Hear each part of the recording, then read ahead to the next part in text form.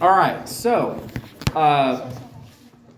my name is, you don't have to write anything yet. My name is Cole Karnaseka, or Kang Ke. I'm one of the chaplains here. I'm also an assistant professor. I primarily teach philosophy of religion, philosophy of life. And my background is in sociology. I did my PhD in sociology at Notre Dame before moving out into the region. I spent a couple years at Zhejiang University in mainland China and then moved here, and I've been here for the last, I guess, 2.5 years. That's going to be distracting. Okay, so now obviously, just from hearing that brief introduction, going from growing up in the US, studying for my PhD there, ending up working in both China and now in Taiwan, that's a very peculiar life course, right? That's not your average expected life trajectory. And if you've been around me outside of kind of an English language situation like this, you probably also have found that my Chinese is pretty passable. I'm okay, it's not bad. That's also something you have to work on early. So one of the reasons I wanted to talk about something really practical like making plans is that this has been a constant part of my life. Like trying to figure out, okay, what's the next step? What's the goal? What direction am I going? How do I get there? And it's really important to think about those things because there's a lot of things in life that if you want to do them, you've got to start early. It doesn't mean if you haven't started yet, you can't do them, but it means that certain things take time. It takes effort. It takes a slow building process of getting small tasks done that lead to bigger tasks that lead to your final goals that you want to achieve. So I want to talk about some very practical things related to that. So today has 2 parts. The first part is going to be some general ideas and principles. And then the second half, we're going to practice some of this, like actually making some plans. So we'll see how this goes. I've taught a similar thing in my class, but with the class I have like a 2-hour session, so how we're going to pack all of this into an hour is going to be interesting. So hopefully we can do it. We'll see how this goes. All right, so I'm going to start out with 4 principles that we need to keep in mind. 4 things to remind ourselves of as we start talking about making plans and having goals. And some of these are going to have obviously very kind of Christian ideas behind them. Some of them are actually just very, very straightforward. But the first one is, in Christian circles, we'll often use this word calling, that you're called to something. And the word actually even pops up directly in English sometimes. We talk about a career as something we call a vocation. If you know the word like vocal, it's the same kind of root word, vocation. It's something that you are called into. And usually in a Christian circle, you would think you're called into it by God. God calls you into this line of work. But even outside of Christian circles, you can think of a similar idea. It's like a life calling, a thing that you are born to do. Now, this idea is very popular, especially around like churches and church life. I'm not a huge fan of the language because usually calling is like very particular. Like Moses was called. But like there's only like one Moses. Like Paul was called. But there's only one Paul. Most of us are not going to be that guy. And we might be. You might be. I can't predict that. I won't claim to know if, maybe someday you will like be walking somewhere in the bush next to you will catch on fire and be like, I have somewhere for you to go. If that happens, God bless you, that's awesome. But most of us are not going to experience that. Most of us are going to need to kind of figure out what to do with the time we have in the best way we can. So better, I think, is moving away from calling, which is not a biblical concept. You don't actually see the word very often, to gifts and workmanship. Now, workmanship, the Chinese translation of this is not great. It's basically the idea that items and objects are made for purpose, right? If you want a cup that has been made to be a cup. If you want a plate, you want a plate that's made to be a plate. If you have a cup and it's got a hole in the bottom, that's a terrible cup. It actually sounds more like a planter for like a flower or something. So gifts and workmanship, the idea is that there are things that we are gifted with. Maybe you're exceptionally good at language. When you start studying a language, you just understand it really quickly. Maybe you are incredibly gifted at math, right? That is something that was never true for me. I tried to bang my head against the wall to get better at math, and I was never any good at it. Maybe you are incredible with the use of language, right? That when when your friend writes something, like for an essay or something like that, and when you write it, you can see the difference in the quality. That language just makes sense to you. Or maybe you have something like you love being outdoors. Nature just makes you happy. The bugs, the sun, the cold breeze, all that stuff that drives everyone else crazy just gives you energy. Those are things particular to you. And instead of thinking what is this one thing that's out there that I'm going to be called to, that if I miss it, what do I do? Instead of that, what we want to start thinking of is, where am I gifted? What have I been made for? And you're never made for one thing, right? It's never just one thing. You can use a cup for many different things. I know a cup sounds kind of boring, but let's be honest. If you didn't have cups, we'd all what would we do? So we want to think about that. And there's a verse, I love this verse. This is Ephesians 2, 10 is the main one, but for by grace you've been saved through faith, and this is not of your own doing. It is the gift of God, not a result of works, so that no one may boast. For we are God's workmanship, created in Christ Jesus for good works, which God prepared beforehand that we should walk in them. But there are good things you can do, and God has gifted you in order to do those. So, not as much calling, more gifts and workmanship. And there's Chinese. This is for the next one. Second one, hold your plans loosely. What I mean by that is sometimes when we make plans for the future, we can get so tightly bound to them that they become part of who we are. So that if they fail, we see it as part of our self has disappeared or failed. You right? That's a scary place to be in. You don't want that to be the case. That doesn't mean easily give up on your dreams, but kind of when you make plans, hold them loosely. Realize that the future is a wild and crazy place. All kinds of things could happen. So you want to be very careful with how tightly you hold on to things. Pursue them. That's a fantastic thing to do. When you have dreams, when you have goals, work towards them. Pursue them. But one of the great things about goals is, on your way to them, you pick up skills. You pick up abilities, wisdom, knowledge. And if the one thing you were aiming for doesn't work out, you might be able to very quickly shift into something else. And that's not failure. That's not failure. That is not what that is.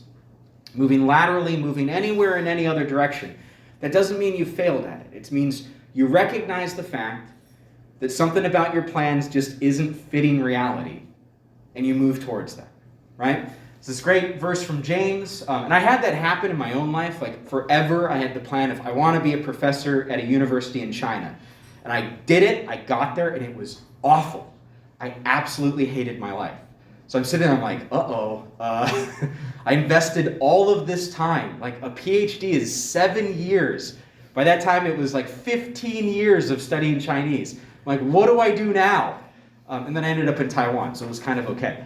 But this passage in James, where he says, now listen, you who say today or tomorrow we will go do this, or go to this or that city, spend a year there, carry on business and make money. Why, you don't even know what will happen tomorrow. What is your life? You are a mist that appears for a little while and then vanishes.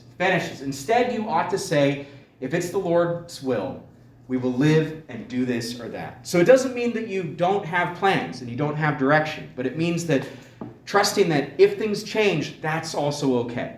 So hold those things loosely. The next one, discernment is a spiritual discipline. Now, discernment is a big word for making choices between things, right? Now, oftentimes, especially in Christian circles, where we'll think of discernment as this thing where when you really need it, then you go try to get answers. So it's like you just kind of muddle through life. It's like, oh, I have to make a big decision. God, what do I do?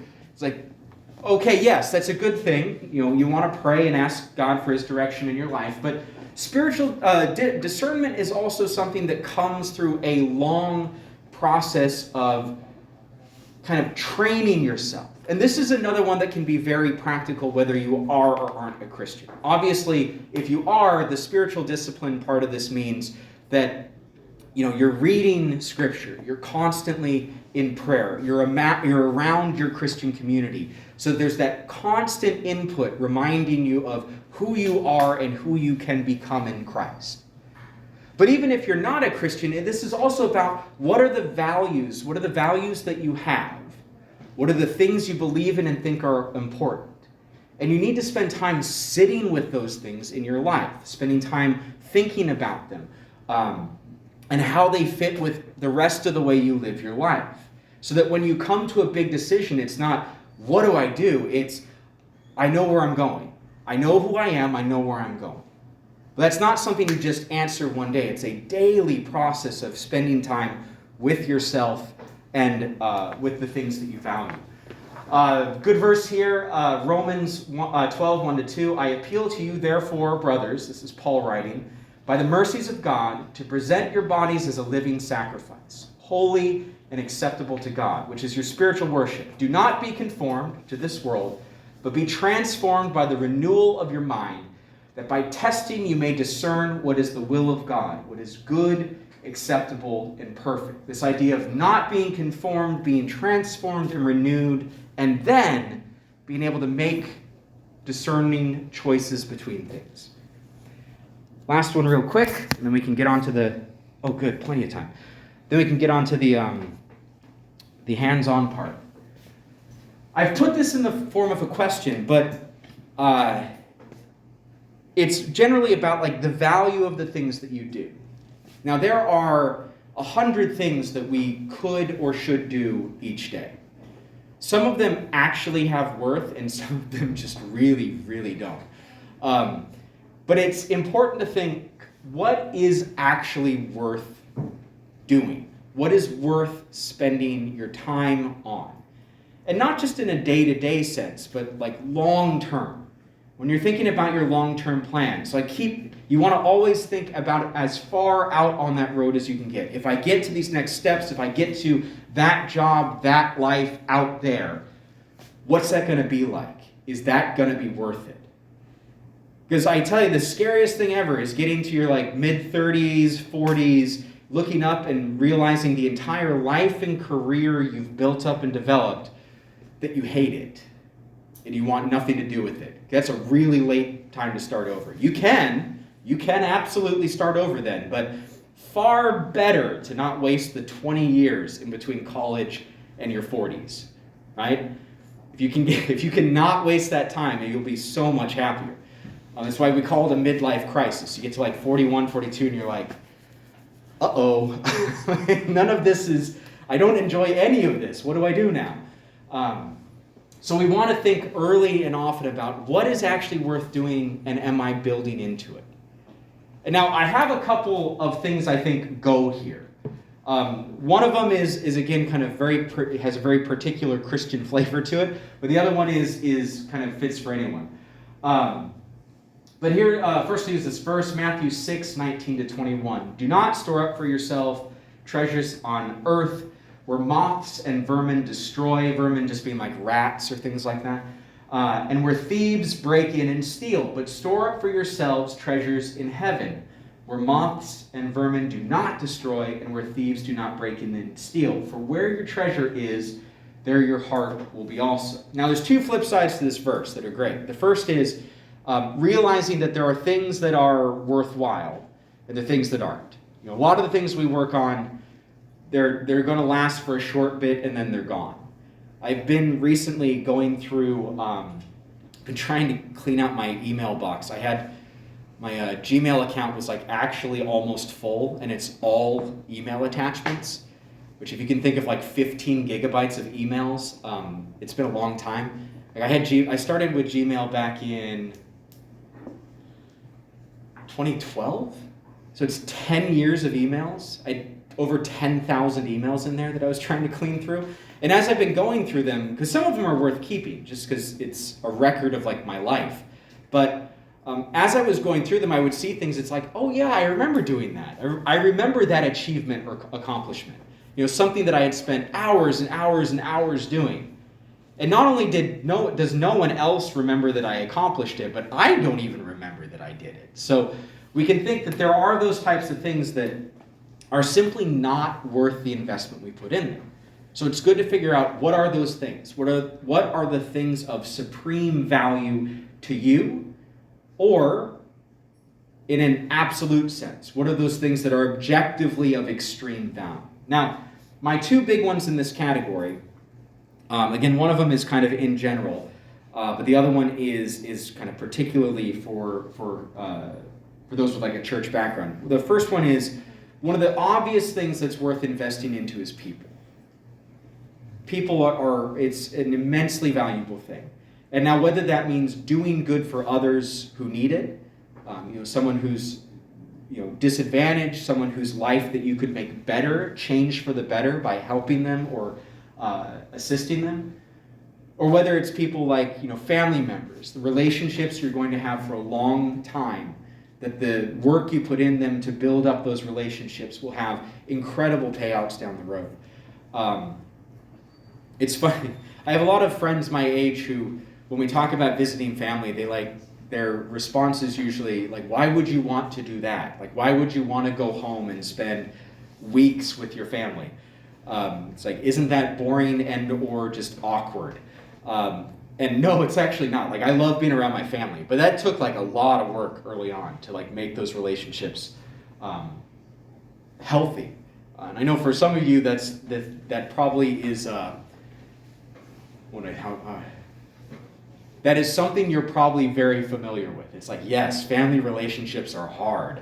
I don't always like working on those. But those are the types of things, whether it's family, whether it's friendships, building up deep and meaningful community, or giving into someone else's life, giving them something that they need to help push them in a positive direction, is always a worthwhile thing. And for those of you in here that are Christians, it's an even more worthwhile thing because you believe in an eternal soul, right? That it's not just that person's body and life and emotional well-being that you can invest into, but it's the eternal soul that they have inside them that you can invest into, pushing them in one direction or the other, either closer towards Christ or away from Him. And that's a powerful and meaningful thing. The second, this one again is only really, this is, you kind of have to believe in the basic part of this for it to matter, but the other thing I believe firmly that you can build into is the kingdom of God. Like, if you believe that God exists and that He is working in the world, that investing in the work that God is doing is always worthwhile. There's nothing about that will ever be lost. And that's exactly what this verse is talking about. Building up the kingdom of heaven. So these are these kind of basic principles that I want us to keep in mind. We want to find things of value. We want to have goals, but to make sure we hold them loosely.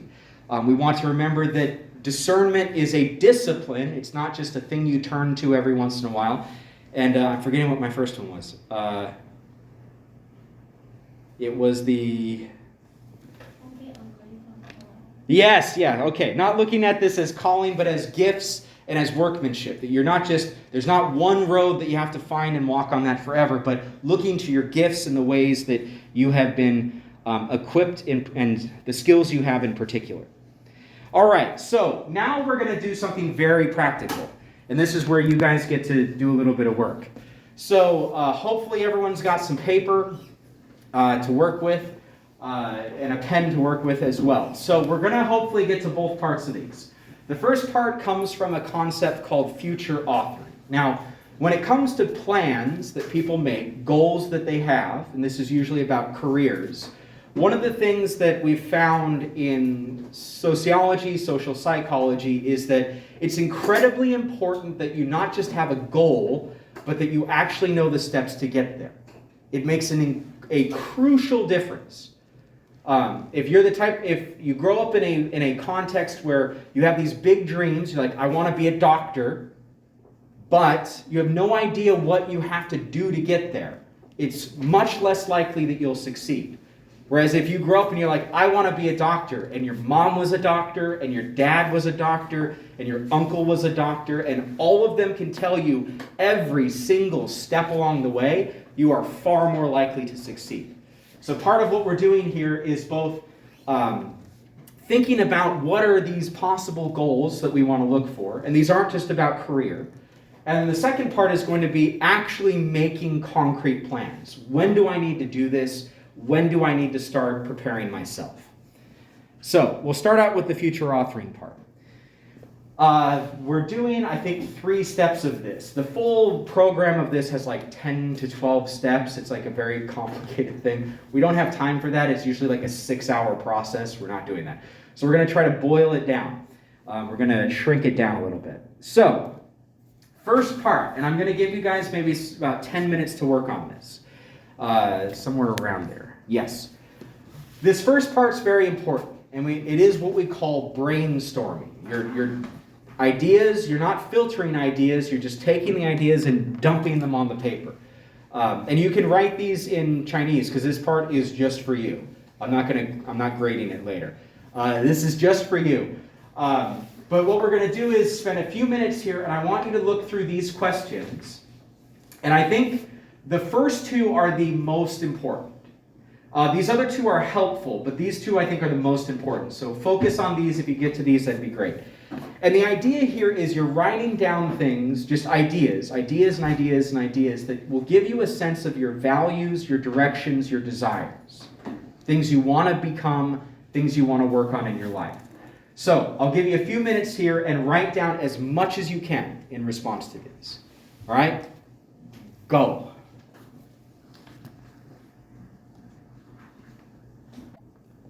Okay, in the interest of time, I'm going to move us to the next step. Feel free if you want to fill some stuff in later, that is perfectly okay. But what this has given us right now is a bunch of different ideas. It should hopefully be a very big range of ideas that answer each of these questions that will give us something we can use to work on or to work with on the next couple questions. So our next step is we want to turn these general ideas into much more specific goals. Okay, so the next step will be look at what you've written down. Look at the different things the different ways that you answered the previous questions. And I want you to try to list between 5 and 10 specific goals.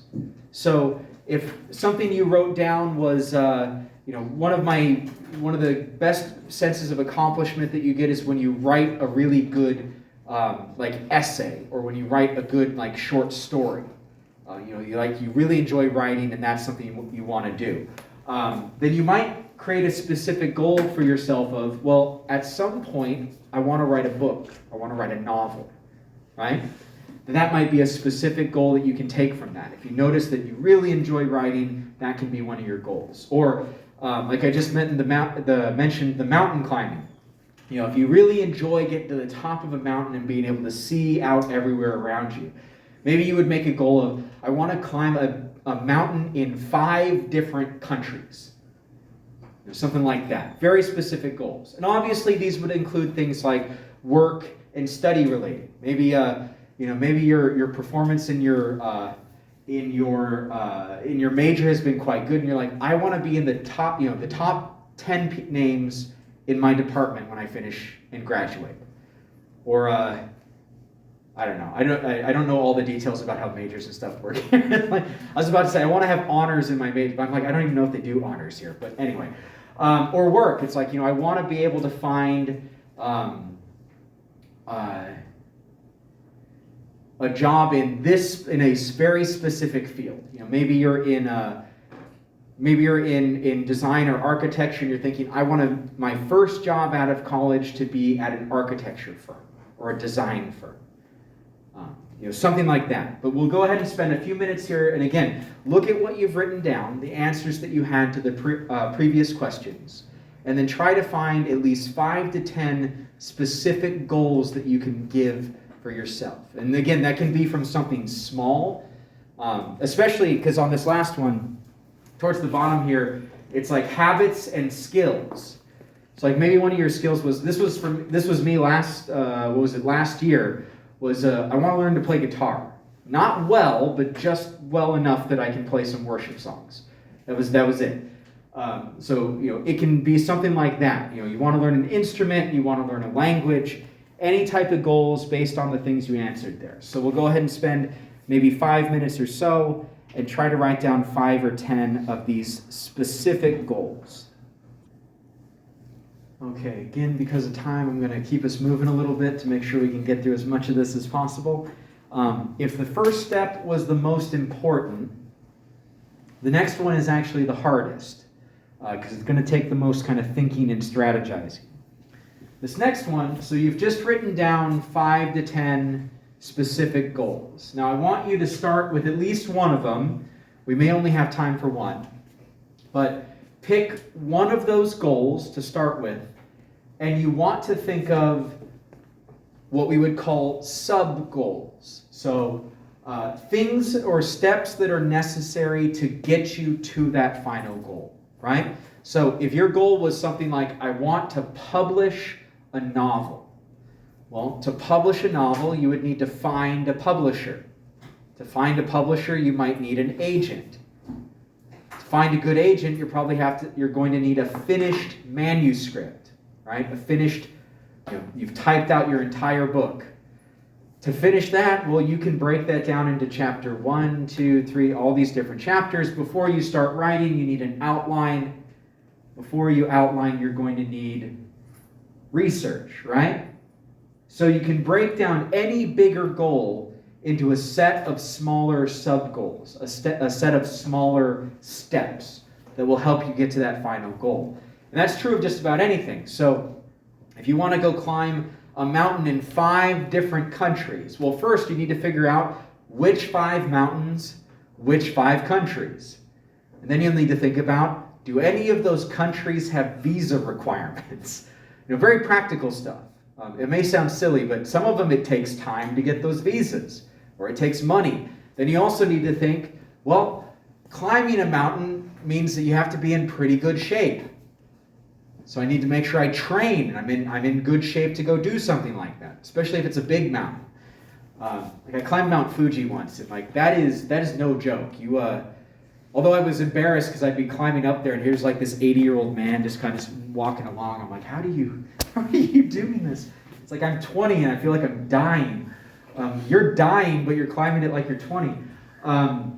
So you want to be able to think of these sub-goals. So pick one bigger goal, and I want you to list out a set of sub-goals, smaller goals, steps that you would need to take to get to that final goal. And then what I want you to do with that is make sure you can figure out what order do these need to happen in. Now, not all goals are like that. Like I just mentioned with the visas and the training, if that was your goal, you could do that at the same time. You can train and apply for a visa at the same time. But with submitting a book to a publisher, you need to have a completely written book, right? Or if you want to go work as an architect somewhere, do you need a certificate or something like that? I'm assuming you might. Certain goals, they will have an order that they must go in. But the other thing you need to do is also label them kind of from easiest to hardest. Now, an easy way to do this part might just simply to decide, okay, I'll have easy, medium, and hard. And I'll just put a letter next to those different sub-goals. That might be the easiest, because it's sometimes hard to tell, is this goal harder than that one? Are they about the same? If I'm writing 6 chapters, which chapter is going to be harder? That might be a difficult thing, but you may be able to generally know what category you can put them in. So we'll spend a few minutes doing that right now, maybe about 3 minutes, but pick one of those goals and write down as many of the sub-goals that you would need in order to get to that final goal. And this one takes some thinking. And you may find you don't know. You may find that for some of these goals, you don't know what it takes to get there. So your first thing might be research. I need to look this up. I need to figure this out. So I'll give you a few minutes here.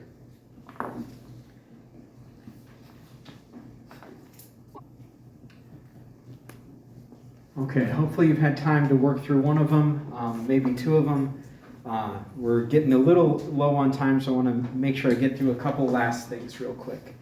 Now, one other thing that I've often done kind of personally to help myself kind of think clearly about where I am with certain of my goals is I actually will go through sometimes and write these down as kind of a sequence of goals. And I actually had this stack of papers. I used to write these down by hand back when I was living in Hangzhou, where I would have on each sheet of paper like long term, the next page was mid-term, like mid-range goals, and the next one was short term. So like short term was like 3 to 6 months. No, that's not right. Short term was 1 month. Mid-range was like 3 to 6 months. Long range was 6 months to a year. And having these lists of goals, it's like I want to do this, and then in order to do this, what do I need to get done in the mid-range? In order to get that done, what do I need to get done in the short range? That's being a little finicky today. Do I keep touching it? Is that me? No. So I have these up here. These will be part of the PowerPoint, and I'm sure we can make this available to everyone later as well. But that's another good way to think about those sub-goals, because you may think, well, my goals for 5 years from now is to publish that book. You may think, okay, if that's what I want, then what do I need to do in the next year to start working towards that? It doesn't mean you have to finish it in a year, again, because you're putting the goal a little bit further out. But maybe in the next year, you want to have a draft of all of your chapters. Because you know that once you get a draft, you'll have to have people help you read them and edit them. And once you've edited them, maybe you can go find an agent to help you start looking for a publisher. So maybe in the next year, I at least want a basic draft of the whole book. I've written it out. It's not going to be great, but it'll be done. Right? And then you can move on to the next step. Well, if that's true, well, what do you need to do in the next 3 to 6 months? Like maybe you would want each chapter fully outlined, detailed outlines of each and every chapter. Right? And if that's the case, what do you need in the next month? Well, maybe you would think, okay, if I want detailed outlines for each chapter by the end of 3 to 6 months, well, in the next month, I want to try to get enough research done to be able to start that process. It depends on what kind of book you're trying to write, but you want to get the research done for that in the next month. Now that might even be a little quick. Writing a novel that quick would actually be kind of painful. But you can think of whatever goals it is that you're working on. And I've done this with certain things, like applying for jobs. My goal is at the end of the year to have a job. Well, what do I need to do? Well, okay, in order to do that, that's a hard one to start with. In order to do that, well, within 3 to 6 months, I need to have successfully gotten interviews at a number of different businesses. Or for me, it was at a number of different schools. Well, in order to do that, well, what do I need to do in a month's time? Well, in a month's time, I need to have applications out to all these. And actually, I'm realizing this is a very short time period. So if you want to get the jobs, okay, 3 to 6 months, you would want to have all your applications out. In the next month, you might want to have all of your material for your applications prepared. It's like for professors, it's things, what do we call them? There's a cover letter, a research note, and a research summary and a teaching summary, kind of a description of how you teach and a description of your research background. So it's like I want to have those written and finalized in a month, right? And then you might think, okay, if that's true, what do I need to do this week? Small things. What do I need to start doing this week? Maybe sit down with one of those things and start working on a draft. This week I draft one of them. Don't worry about the others. I can get to those next week. This week I'm going to pick one and work on it. So this is a helpful way of just organizing our goals. And you don't want these to become too much pressure. You don't want to look at a to-do list like this and think, if I don't get it, I failed. That's not what they're for. They're an encouragement. They're an organizational tool. It's like, if I want to keep moving, okay, this gets me thinking, if I can keep doing these things, I'll be on pace. I'll be moving forward. But you don't want to ever turn your goals into weights, because every goal you miss will be another weight, and they get heavier, and they get heavier, and they get heavier. You don't want that, because you'll see yourself in like 3 to 6 months, and you're like, I don't want to do anything because I just keep failing, and who cares, and I'll never find a job. You don't want that. That's not what you want. Use them as a source of encouragement. And I'm going to pause there for 1 minute. I have a few more things I can say, but I wanted to at least give some time for anyone if they had questions about any of this, or questions about making plans and pursuing goals.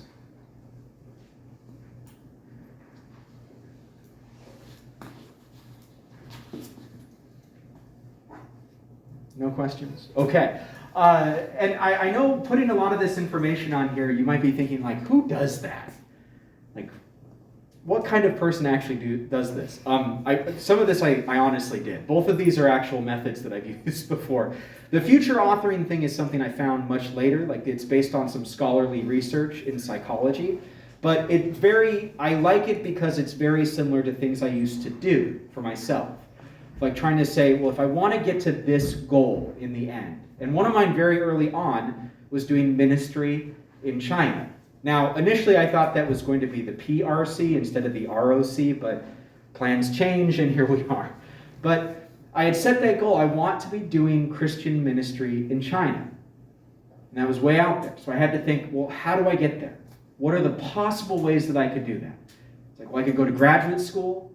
I could join an NGO. I could get a divinity degree, like become a professional pastor. I could just work with a missions organization, go straight into it without any prior training. All these different options. I would just draw them out. How much time would that take me? Can I stack them? I can do the divinity degree and then go straight to the missions organization. What are the benefits and what are the pros and cons of each of these choices? I actually went back, because I did something similar in a class recently. I went back and I found I still have some of these old documents where I wrote all this stuff out. And it's funny to look back and think, well, one of those is exactly what happened. So these things can be very useful. And the last thing I want to say on it before we kind of run out of time is another reason you don't want to put too much pressure on yourself, not only because you need to hold these things loosely, but because realize that a lot of these things take time. Like, I was 16 years old when I first started thinking about doing ministry in China. 16. I am 38. That is 21 years. That's probably longer than some of you were alive. And I'm not that old, so that's kind of impressive. Some of the goals you have, they may take you a very long time to get there. And that's perfectly okay. Because a lot of the time, what you're able to do along the way to those goals, if you keep thinking clearly about them and keep reminding yourself of why you're doing them and why they're important, that's why the value of it, if it's worth doing, is so important. That you'll find yourself experiencing things, achieving things along the way that are deeply, deeply gratifying. That will remind you of why you chose that path to begin with. So yeah, those are all good things to keep in mind. Oh, one last thing. That was thinking in the back of my head, I'm like, there was something I wanted to say. The other thing is, this is not a process you do once and then never do again. It might be something that you either go back and look at your notes and think, how am I doing on these? Or it might be something that, maybe a year from now, you find your notes about this and you're like, oh, let me do it again. Let me try it all from the beginning, do the whole thing over again, see how it goes. If that's something you want to do, I have something for you. So this QR code goes to one of my Notion pages. And on that Notion page are a couple of PDFs. Those PDFs are more detailed versions of everything I talked about here.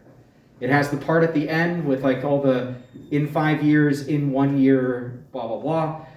And another one with the future authoring, but more steps and more detail per step. So if you at some point in the future, you're like, I want to try that again. I want to work through these ideas again. Hold on to those. You can either print them out or just use them as a model. Again, because plans are things that change. Your interests might change. The world around you might change. You got to imagine, like anyone who was like working or building up their life in Ukraine is now going through a very deep transformation of their life plans at this point. Things can happen that may make you change your plans, big and small. And it's always good to have something to go back and help you work through your ideas, your goals, and your dreams. But that, I think, is our time. So I will go ahead and end